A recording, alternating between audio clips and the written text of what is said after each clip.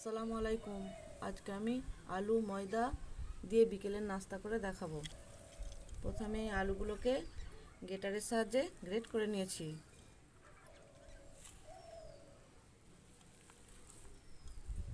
এইভাবে গ্রেট করে নিয়েছি।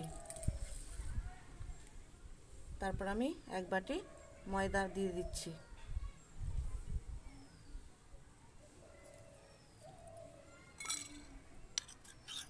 এক চামচ আদা বাটা দিয়ে দিচ্ছি।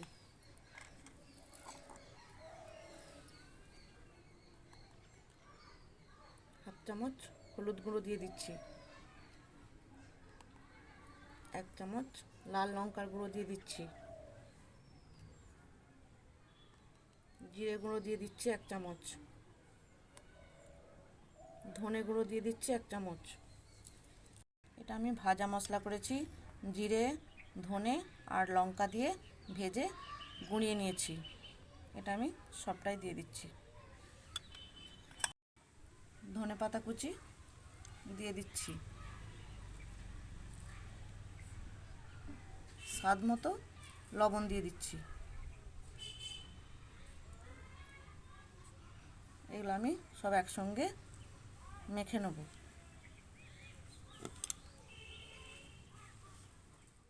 মাখানো হয়ে গেছে আমার, এবার আমি ভেজে নেব। কড়াইয়ে আমি তেল ঢেলে দিচ্ছি।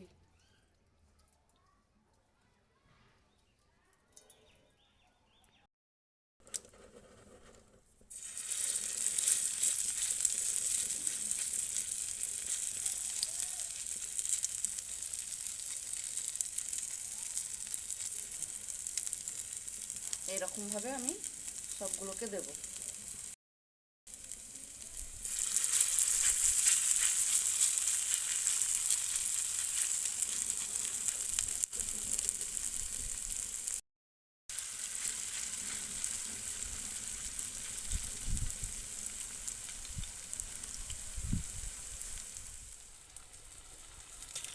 এক পিঠ উল্টে নেব।